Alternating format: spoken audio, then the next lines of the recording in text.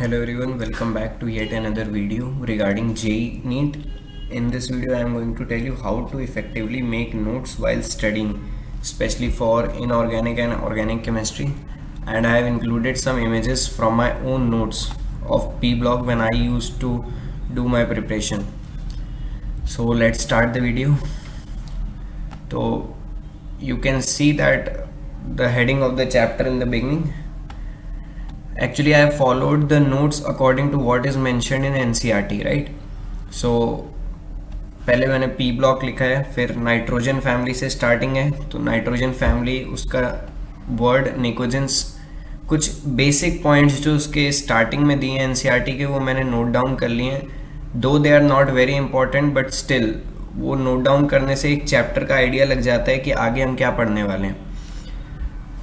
फिर उसके बाद ये एक बहुत इंपॉर्टेंट रहता है, जैसे यहाँ पे मैंने order of melting point of pnictogens लिखा है. Arsenic has highest melting point and nitrogen has lowest. ये दो मैंने मेन पॉइंट्स लिखे जो मेरे को इस ग्राफ से पता लग रहे हैं. और हमें हमेशा किसी भी ऑर्डर से रिलेटेड ग्राफ बनाना चाहिए. ग्राफ बनाने से वो विजुलाइज करना ईजी हो जाता है. For example order of boiling point, इसमें भी मैंने ग्राफ बनाया है. तो ये ग्राफ मेकिंग जो है इससे याद आसानी से हो जाती हैं काफ़ी चीज़ें. देन एटॉमिक रेडियाई का वो मैंने ऐसे ही लिख लिया, इंक्रीजेस डाउन द ग्रुप, जो चीज़ें याद हैं ऐसे ही लिख लिया. इलेक्ट्रोनेगेटिविटी का ऑर्डर, आयनाइजेशन एंथैल्पी 1, 2, 3 सबका ऑर्डर लिखा है. पॉइजनस कैरेक्टर का ऑर्डर. इसके बाद मैंने यहाँ पे क्लासिफिकेशन लिखा है, कौन नॉन मेटल, मेटलॉइड, मेटल. फिर ये एक इम्पॉर्टेंट पॉइंट लिखा है मैंने यहाँ पे, in case of nitrogen all oxidation states from +1 to +4 tend to disproportionate. फिर इसका एग्जाम्पल. तो ऐसे नोट्स बनेंगे तो अच्छा रहता है. उसके बाद कुछ इम्पॉर्टेंट पॉइंट्स फिर से, ट्रिपल बॉन्ड नाइट्रोजन बना सकता है, ये नहीं बना सकते. नाइट्रोजन सिंगल बॉन्ड नहीं बना सकता, बाकी सारे सिंगल बॉन्ड बना सकते हैं. फिर एक बार एलिमेंट लिख लिया, उसके बाद हम उस ग्रुप के हाइड्राइड्स पर आ जाएंगे. हाइड्राइड्स यहाँ पे लिखे हैं, उनका बॉन्ड एंगल का comparison, basic strength, melting point, सब कुछ मैंने ग्राफ के फॉर्म में रिप्रेजेंट किया है, तो इससे याद करना आसान हो जाता है. Bond dissociation, stability, reducing character. देखो जेई मीन्स 2021 में रिड्यूसिंग कैरेक्टर पे क्वेश्चन पूछा गया था. फिर ग्रुप में हाइड्राइड्स और एलिमेंट्स की प्रॉपर्टीज़ मेंशन करने के बाद अब हम इंडिविजुअल आएंगे. मतलब अब पहले नाइट्रोजन को हम सारी प्रॉपर्टीज़ नाइट्रोजन की क्लासीफाई करेंगे. प्रिपरेशन से स्टार्ट किया, 1 2 बहुत सारे ऐसे प्रिपरेशन है जो एनसीईआरटी में नहीं मेंशनड है, वो मैंने और कई रेफरेंसेस से पढ़े थे, तो मैंने यहाँ पे सारे प्रिपरेशन मेंशन कर दिए. जो इम्पोर्टेंट थे उनको मैंने हाईलाइट कर रखा है. कुछ जो जेई मेंस में काफ़ी सारे इसमें से पूछे भी गए हैं. तो प्रिपरेशन लिखने के बाद अगर किसी एलिमेंट के ऑक्सी एसिड्स एग्जिस्ट करते हैं तो उन ऑक्सी एसिड्स के नेम, उनके diagram. Then acidic strength comparison, ये इम्पॉर्टेंट है काफ़ी. Comparison of oxidising powers. Then यहाँ पे क्लोरीन के ऑक्सीडाइजिंग, ऑक्सी एसिड्स क्लोरीन के मैंने लिख लिए थे जस्ट समझाने के लिए. जो ऊपर वाला था HNO3 डाइल्यूट HNO3 और HNO2 का, उसका ऑक्सीडाइजिंग पावर को एक्सप्लेन करने के लिए ये मैंने लिखा था, ऑक्सी एसिड्स ऑफ क्लोरीन. फिर नाइट्रोजन में भी उसके कंपाउंड्स पे इंडिविजुअली जंप करेंगे. फॉर एग्जांपल पहले अमोनिया से स्टार्ट किया, प्रिपरेशन ऑफ अमोनिया, जितने उसके मेथड्स हैं, हैबर्स प्रोसेस, इसके आगे और भी मेथड्स थे. I have not shown all of them, यहाँ तक मैंने आपको समझाया. उसके बाद ये तो कुछ एग्जांपल्स हैं. अब जैसे उसके बाद एंड में जब मैं नाइट्रोजन वाला एंड कर रहा था तो chemical reactions of amphoteric metals मैंने लिख दिए.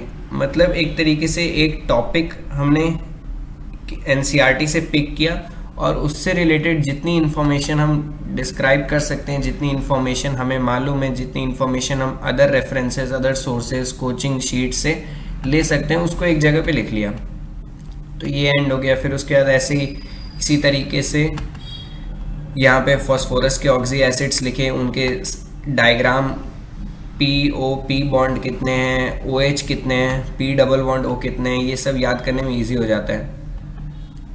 फिर ये जब एंड हो जाता है उसके बाद ऑक्सीजन स्टार्ट करते हैं. ऑक्सीजन में फिर से वही सारे ऑर्डर्स को इन ग्राफ रिप्रेजेंट करते हैं. उसके बाद कुछ इंपॉर्टेंट पॉइंट्स जैसे रिएक्टिविटी टुवर्ड्स हेलोजेंस, ठीक है, उसमें कुछ इंपॉर्टेंट पॉइंट्स, ये all are points mentioned in NCERT.